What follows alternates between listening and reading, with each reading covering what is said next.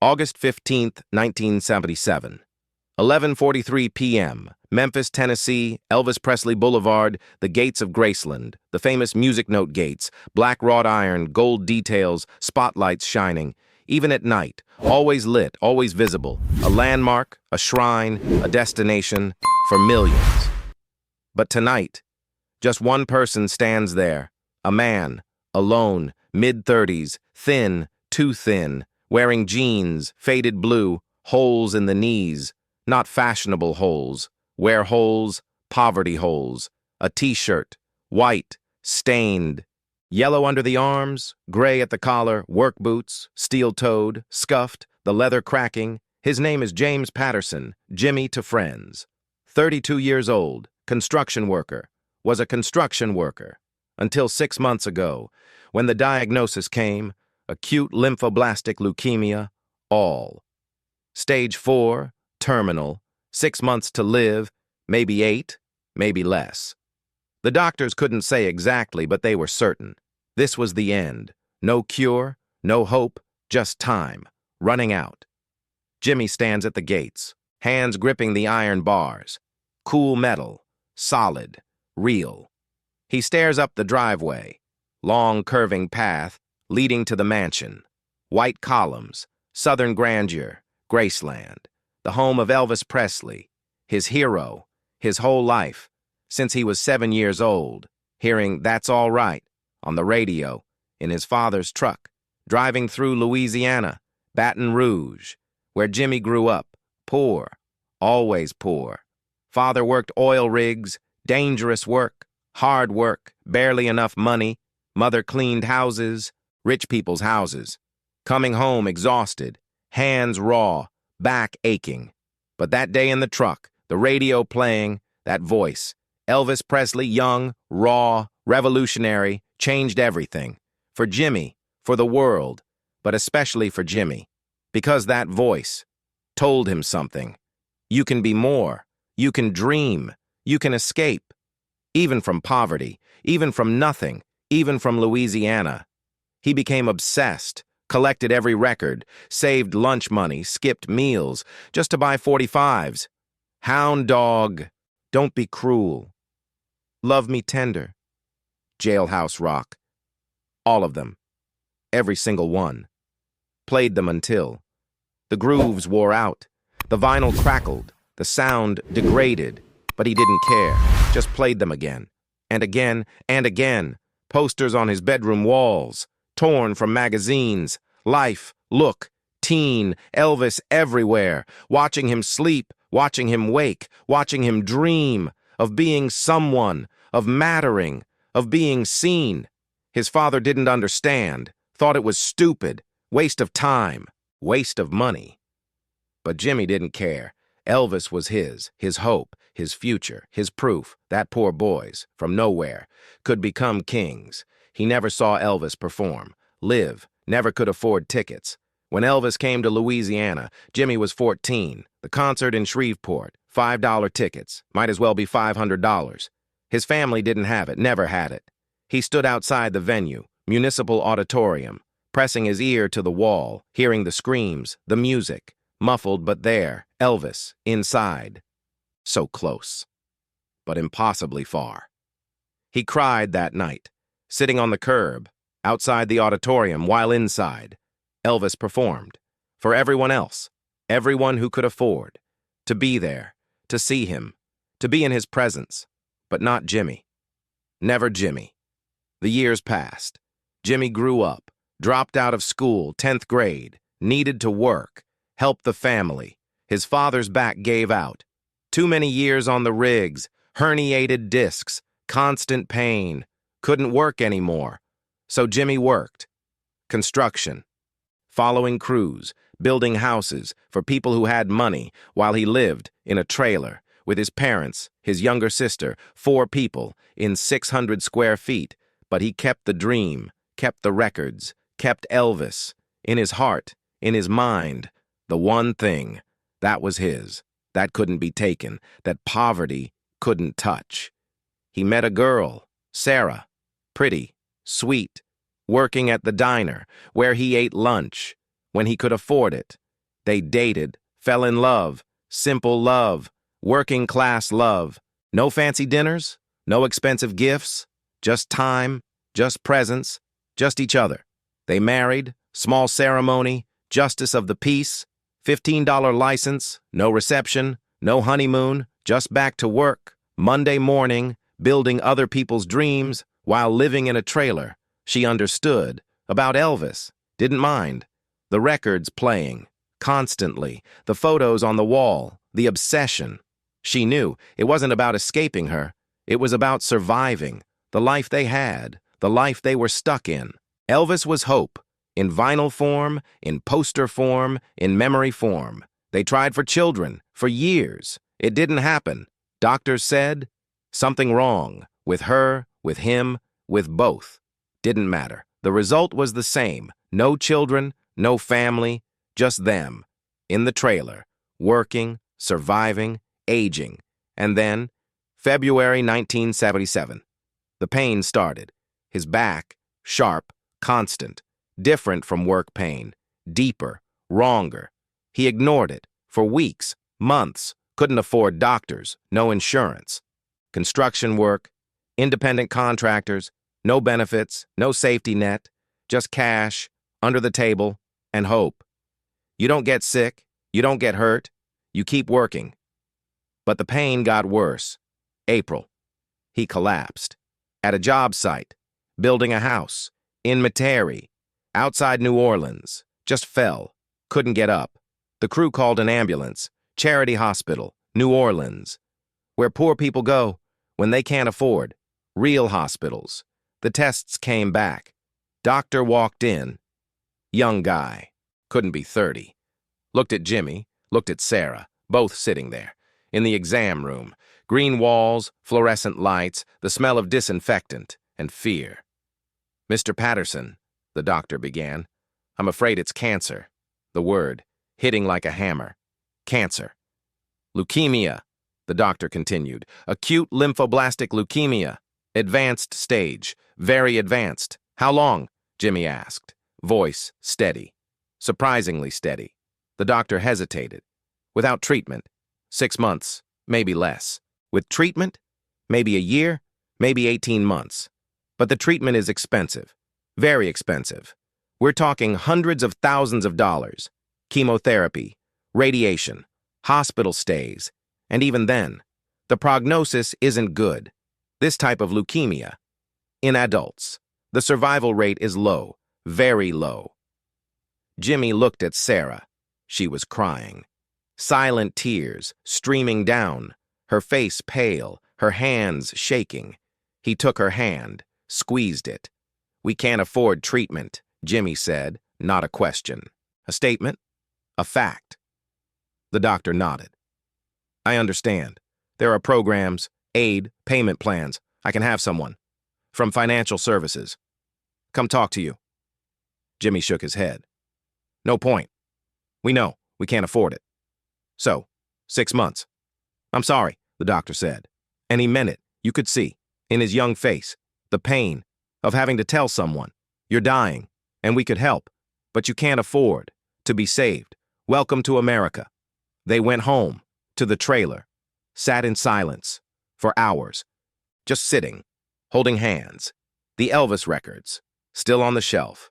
The posters, still on the wall. But different now. Everything different. Because time had a limit now, defined, exact. 6 months. Sarah spoke first. What do you want to do? Jimmy thought. For a long time. I want to see Elvis, he finally said. Before I die. I want to see him. Once. Just once. In person. Not on TV. Not in a movie. In person. I want to shake his hand. Tell him what he meant to me. What he means to me. And I want a photo. One photo. Me and Elvis. So when I'm gone, you'll have it. Proof that I did one thing I always wanted.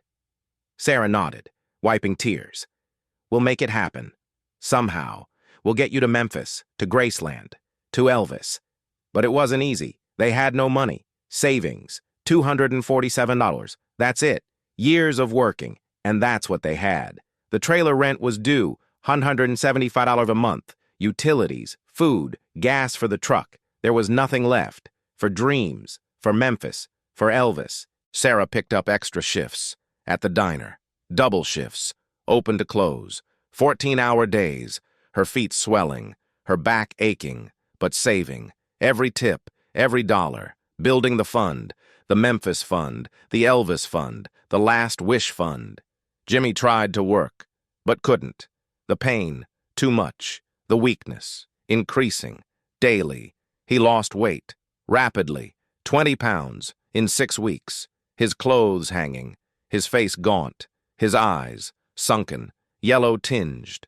The cancer, visible now, undeniable. Quick thought. Have you ever had one dream that kept you going through impossible times? Drop a comment. What happens in the next 20 minutes will show why some moments are worth everything. Here is the story. But we need to understand what Elvis meant to Jimmy, not just as a fan, but as a lifeline. Jimmy is 9 years old, living in Baton Rouge. His father drinks. Too much. Always too much. Comes home angry, mean. Hits Jimmy's mother. Hits Jimmy. Hits his sister. For nothing. For everything. For existing. Jimmy hides in his room, under the bed, hands over his ears, trying not to hear. The screaming, the breaking, the crying. But he hears it all. One night, after a bad beating, his mother's lips split, blood on her dress. Jimmy runs. Out of the house, down the street, to his friend's house, Tommy Bro. Tommy's family, different. Happy, the father kind. The mother gentle. They had a radio, a nice one. RCA Victor, wood cabinet, glowing tubes. That night, Tommy's father turned it on, found a station. KWKH, Shreveport. And there it was. That voice, Elvis Presley, singing That's All Right. Jimmy froze, standing in the living room, listening, really listening, to the voice, the energy, the freedom, the joy, and for 4 minutes, he forgot. The pain, the fear, the bruises, the poverty, the hopelessness. For 4 minutes, he was somewhere else, somewhere better, somewhere possible. When the song ended, Tommy's father saw Jimmy's face, the tears, the wonder. "You like Elvis?" he asked. "Yes, sir," Jimmy whispered. Tommy's father smiled, walked to the closet, pulled out a box, handed Jimmy something, a '45 record. "That's all right. Sun Records. You keep that, son." Jimmy looked at the record. Black vinyl, yellow label, like a treasure, like gold. "I can't," he said. "Sure you can. Music is meant to be shared. And you need it, more than I do." Jimmy took it home, carefully, precious cargo. His house still, a wreck. His father passed out, his mother crying, in the bedroom. But Jimmy had something, his own, special, magic. He didn't have a record player, but he had the record, held it, looked at it, memorized every detail, the label, the writing, Elvis Presley, Scotty and Bill, the catalog number. He kept it, under his pillow, under his mattress, in a box, hidden, safe, his secret, his hope, his escape plan. Not literally, but spiritually, emotionally. Elvis meant, there's a way out, there's something better, there's a future.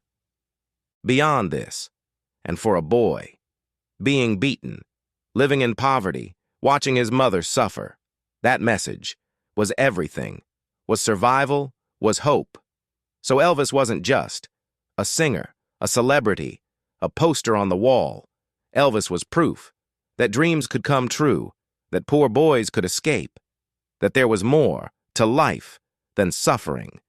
And now, 32 years old, dying of cancer, 6 months to live, Jimmy needed that proof, one more time, needed to see that the dream was real, that Elvis was real, that hope, however thin, however fragile, was real. July 1977, Sarah had saved $520 from tips, from extra shifts, from selling, everything they could, the TV, the furniture, the tools, things they needed, but needed less. Then this, gas money, Louisiana to Memphis, 420 miles. The truck, 1968 Ford F-100, barely running, burns oil, transmission slipping.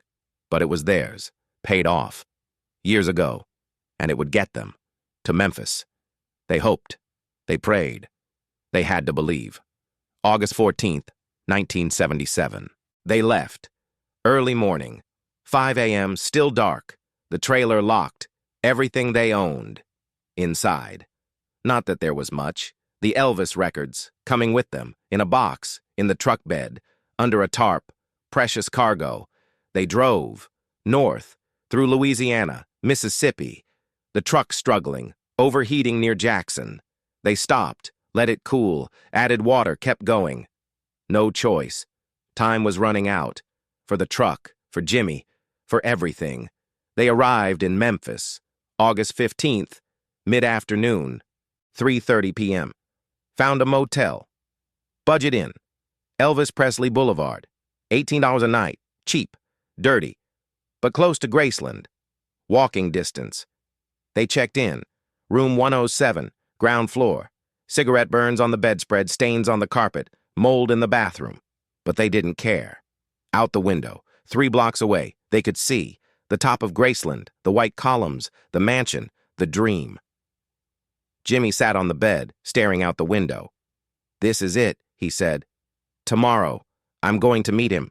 I'm going to see Elvis." Sarah sat beside him, took his hand. "How?"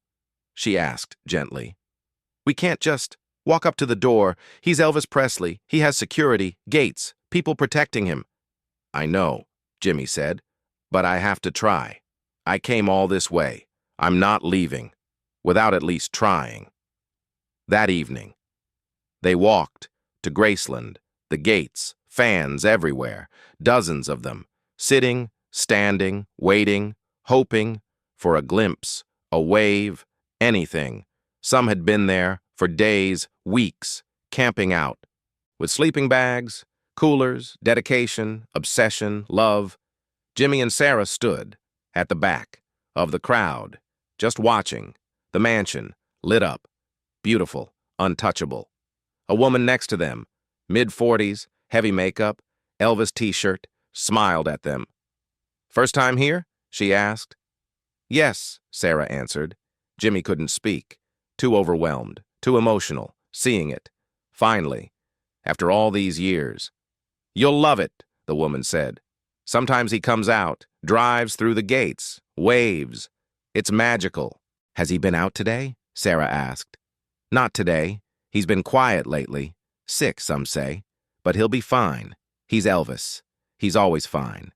They stayed until midnight, sitting on the curb, watching, waiting.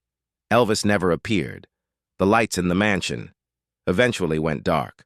The crowd thinned, some going home, some staying, ever hopeful. Jimmy and Sarah walked back to the motel, exhausted, but not discouraged. "Tomorrow," Jimmy said. "Tomorrow I'll try." August 16th, 1977. Jimmy woke early, 4 a.m., couldn't sleep. Pain in his chest, in his back, in his bones. The cancer, eating him, from inside. He took the pills the doctor gave him. Pain medication, not strong enough, never strong enough, but something.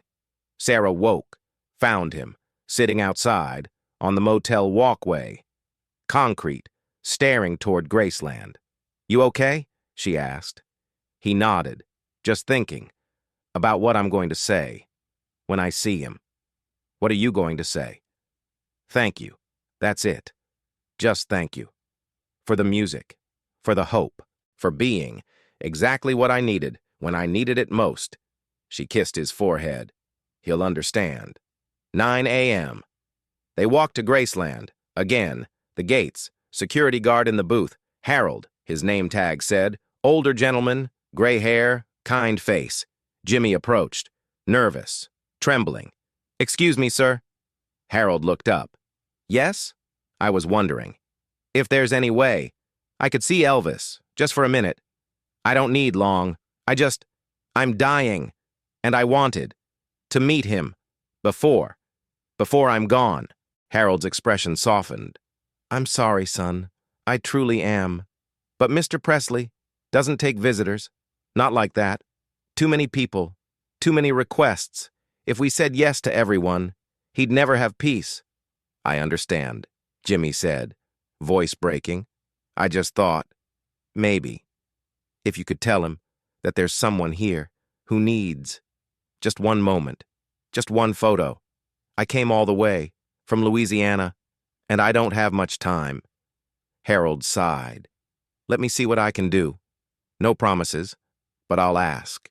Thank you, Jimmy whispered. Thank you so much. They waited. At the gates, Harold went up to the house, disappeared inside. 15 minutes passed. 20, 30. Jimmy sat on the ground, too weak to stand. Sarah beside him, holding his hand. Other fans, watching, curious. What's going on? One asked. He's sick, Sarah said quietly. Cancer. He just wants to meet Elvis, to say thank you. The fan, a young woman, college-aged, teared up. Oh my God, Elvis has to see him, he has to. She spread the word to the other fans. Within minutes, everyone knew the dying man at the gates, wanting just one moment, one photo, one memory to take with him. They started chanting, softly at first. Elvis, please, Elvis, please, Elvis, please. Louder, stronger, more voices joining.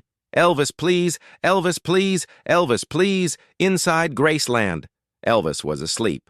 Upstairs bedroom, curtains drawn, air conditioning blasting. He'd been up all night, reading, spiritual books, The Impersonal Life, autobiography of a yogi, seeking answers, seeking peace, never finding it, pills on the nightstand, empty bottles, full bottles, the pharmacy, always there, his refuge, his prison, Ginger Alden, his girlfriend, 20 years old, asleep beside him, beautiful, young, but not who he needed. Nobody was, not anymore. Joe Esposito, road manager, best friend, knocked on the door. Boss, he called. Elvis, you awake? Elvis stirred. What? He mumbled, voice thick, groggy. There's someone, at the gates, a fan, dying of cancer. Came all the way from Louisiana. Just wants to meet you. Take a photo, the guys thought. Maybe you'd want to know. Elvis sat up, slowly, his body protesting, everything hurting, always hurting now. Dying? Yeah, boss, young guy. 32, got 6 months, maybe less. He's been out there, since yesterday, just waiting, hoping. Elvis was silent, thinking. 32 years old, same age. Elvis was in 1967, when Lisa Marie was born, when life was still. Hopeful, before everything fell apart, and this guy, never going to see, 33, 34, 40, never growing old, never getting the chance to fix his mistakes, to make amends, to find peace, just gone. Tell him I'm coming, Elvis said. You sure, boss? You don't have to. Harold can send him away. Gently. We do it all the time. No, Elvis said firmly. I'm going down. Give me 20 minutes. He got out of bed, walked to the bathroom, looked in the mirror, the face staring back, swollen, puffy, old. He was 42, looked 60, the pills, the lifestyle, the years, all showing, in every line, every sag, every shadow. But this guy, dying, wanted to see him. The least he could do was show up. He showered, carefully, his body, difficult to maneuver, the weight, the pain, the weakness. Got dressed, black pants, DEA jacket, gift from President Nixon. When Elvis met the president, asked for a badge, got it, still proud of it. Combed his hair, dyed black, hiding the gray, hiding the age, hiding the truth. Put on sunglasses, gold aviators, hiding his eyes, puffy, red, tired, so tired. He walked downstairs, slowly, each step an effort, a challenge, a reminder of decline. Joe waited, at the bottom. The guys, too. Red West, Sonny West, Charlie Hodge, all worried. You don't have to do this, Joe said again. Yes, Elvis said, I do. They walked out, through the front door, down the driveway, the long curving path, trees on both sides. Manicured lawns, the estate, his kingdom, his prison, at the gates. The crowd saw him, erupted, screaming, Elvis! Elvis! Elvis! He waved, smiled, the performance, always the performance, even now, even dying. Jimmy heard the screams, looked up, from the ground, where he sat, saw him. Elvis Presley, walking toward the gates, toward him. He's coming, Sarah whispered. Oh my God, he's actually coming. Jimmy tried to stand, couldn't, legs too weak, body too broken. Elvis reached the gates. Harold unlocked them, opened them, just enough for Elvis to step through, into the crowd. The fans surged, reaching, touching, grabbing. Elvis smiled, hugged some, signed autographs, posed for photos. The routine, the ritual, he'd done it 10,000 times. Muscle memory. Then he saw Jimmy, on the ground, thin, gaunt, yellow-tinged, obviously sick, obviously dying. Elvis walked over, the crowd parting, respectful, reverent.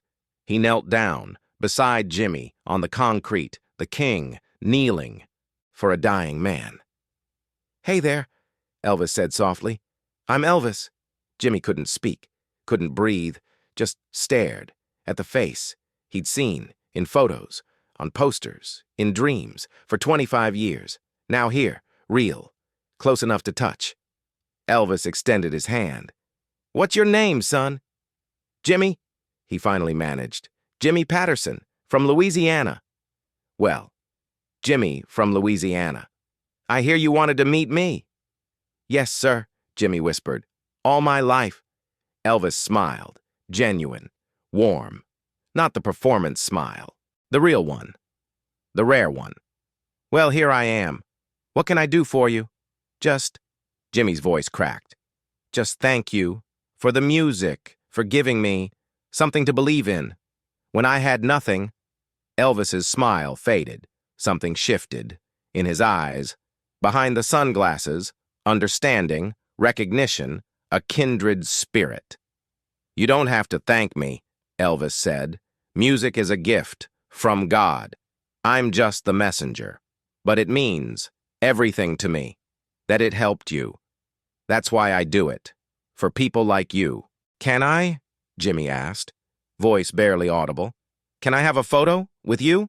One photo, to take with me. Of course, Elvis said. He looked at Sarah. You his wife? Sarah nodded, tears streaming. Yes. You got a camera? She held up. An old Polaroid, borrowed from a neighbor, back in Louisiana. Perfect, Elvis said. Let's get a good one. He helped Jimmy stand, gently, carefully, one arm around Jimmy's shoulders, supporting him. Jimmy leaned into Elvis, could feel the warmth, the solidity, the realness. This was happening. This was real. Sarah raised the camera, hands shaking, tears blurring her vision. Smile, boys, she said. Elvis smiled. Big, beautiful. The $1 million smile. Jimmy smiled too. The first real smile. In months. Since the diagnosis. Since the death sentence. The flash popped. The camera whirred. The photo emerged. Slowly. Developing. In the Memphis heat. Elvis waited, still holding Jimmy, still supporting him. The photo clarified. Two men, side by side, one famous. One dying, both smiling, both human, both connected. In that moment, forever. Sarah handed it to Jimmy. He looked at it, through tears. Me and Elvis, he whispered. Me and Elvis. Elvis looked too. Good picture, he said. You keep that. Remember today. I will, Jimmy promised. Every day. However many I have left. How long they give you? Elvis asked. 6 months, Jimmy said. Maybe less. Elvis was quiet. Then, can I tell you something? Anything, Jimmy said. I'm dying too. Jimmy looked at him, shocked. What? Not like you, Elvis clarified. Not cancer, but I'm killing myself. Slowly. The pills, the lifestyle, the everything. I can feel it. The end, coming. So we're the same. You and me, both dying, both running out of time, both trying to make. The days count. Jimmy didn't know what to say. Elvis Presley, the king, confessing to him, a nobody from Louisiana, that he was dying too. "I'm sorry," Jimmy finally said. "Don't be," Elvis said. "It's my choice. Every pill, every decision, mine. But you didn't choose this. Life chose it for you. And that's not fair. Life isn't fair," Jimmy said. "But today, this moment, this is more than I ever hoped for. Thank you. Thank you for coming out, for seeing me, for being real." Elvis's eyes, behind the sunglasses, wet, tears forming. He removed the glasses. Let Jimmy see, the real eyes, red, tired, human. "You're real too, Jimmy," Elvis said. "More real than most people. I meet. Stay strong, as long as you can. Love that woman. Appreciate every day. Don't waste it." "Like I did." "I won't," Jimmy promised. Elvis hugged him, tight, longer than necessary, longer than appropriate. But neither cared. Two dying men, holding each other, in front of Graceland, in front of the world, in front of eternity. When they separated, Elvis had tears running down his face. He didn't wipe them, didn't hide them, just let them fall. The crowd, silent now, watching, witnessing.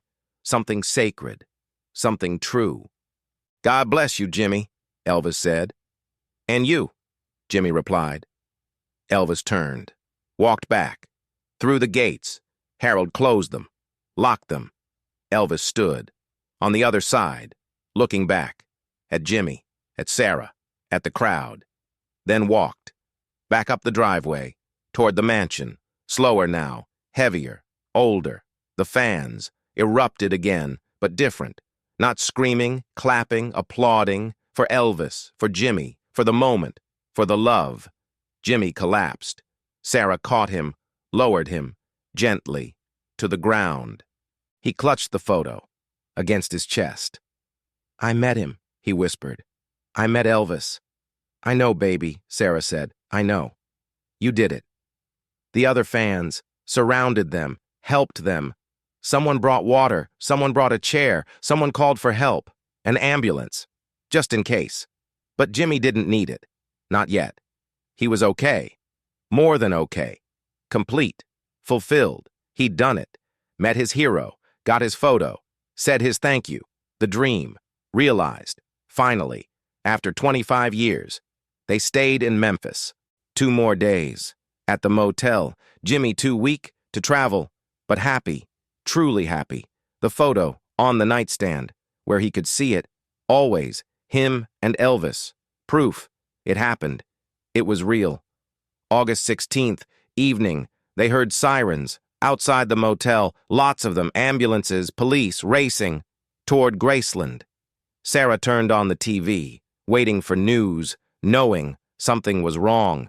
The broadcast, breaking news, Elvis Presley rushed to Baptist Memorial Hospital, condition unknown. Jimmy sat up. "No," he said. "No, no, no." They watched, for hours. The reports, conflicting, confused, serious but stable, critical condition, unresponsive. Then, 3:30 p.m. announcement. Dr. Jerry Francisco, Shelby County Medical Examiner. Elvis Presley. Died. Today. At 3 p.m. Cause of death. Cardiac arrhythmia. He was 42 years old. Jimmy screamed. No. A sound. Primal. Anguished. Sarah held him, as he sobbed, as he broke. For Elvis. For himself. For the world. That just lost. The king. "He told me," Jimmy said, through tears. "Yesterday. He told me. He was dying. I didn't think. I didn't know. It would be now. So soon." Sarah cried too, holding him, rocking him, in the cheap motel room, while outside, the world mourned. The next day, they drove home, to Louisiana. Jimmy silent, the entire way. Holding the photo, looking at it, Elvis smiling, alive, real, just 2 days ago, now gone, forever. They arrived home. August 18th, the trailer, exactly as they left it. But everything different. The world different, without Elvis in it. Jimmy's health declined rapidly. After Memphis, the excitement, the emotion, the loss, all too much. His body giving up, faster than predicted. September, he could barely walk. October, bedridden. Sarah cared for him, at home. No hospital, no treatment, just comfort, just presence, just love. The photo, on the wall, above the bed, where he could see it, even when he couldn't see much else. November 3rd, 1977. Early morning, 4:15 a.m.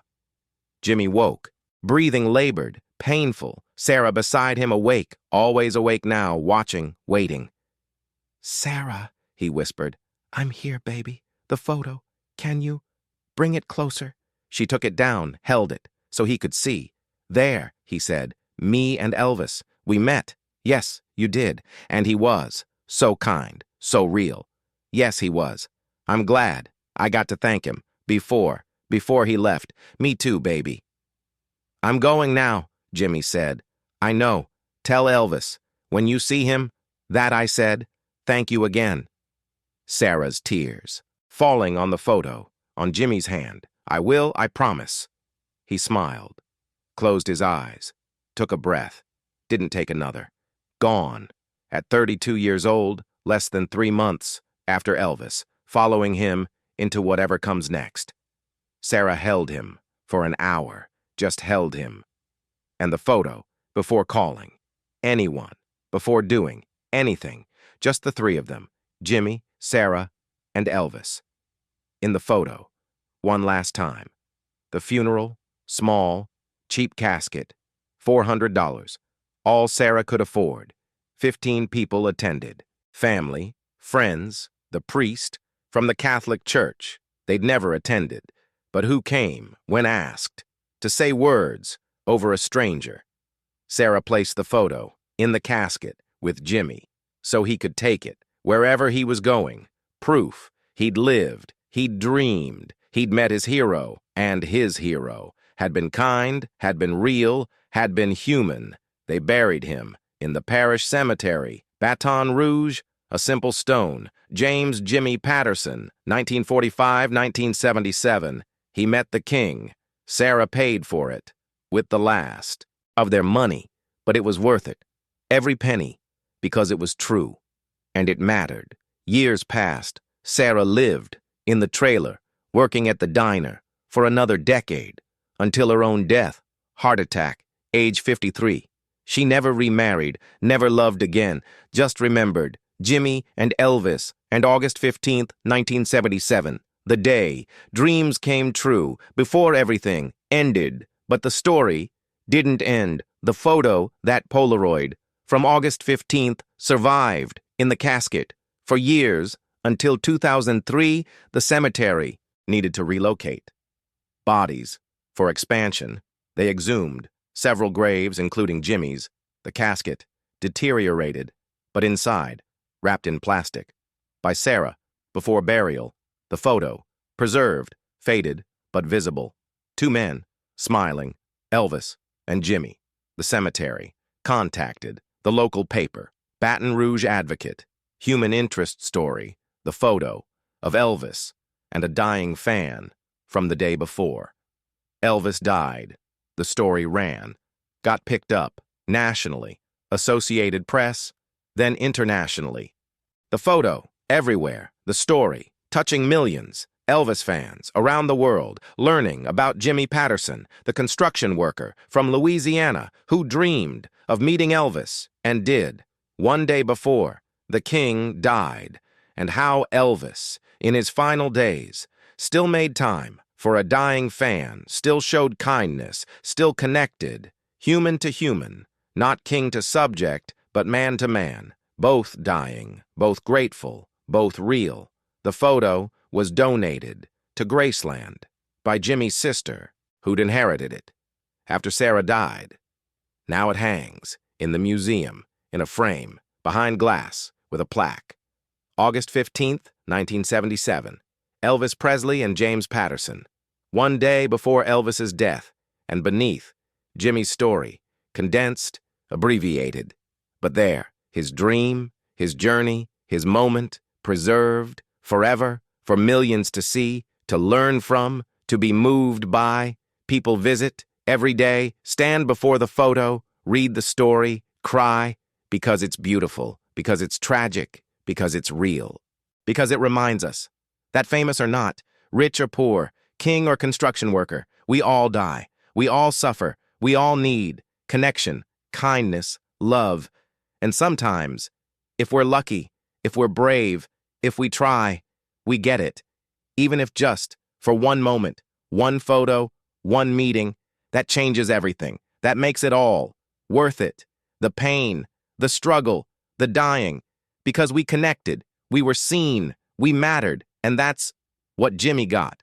On August 15th, 1977, he mattered to Elvis, to Sarah, to history, to everyone who sees that photo and understands the beauty, the tragedy, the humanity of two dying men smiling together one day before the world changed forever, and unfortunately, they don't make men like Elvis Presley anymore, or like Jimmy Patterson, who taught us that dreams, however impossible, however brief, are always, always worth chasing.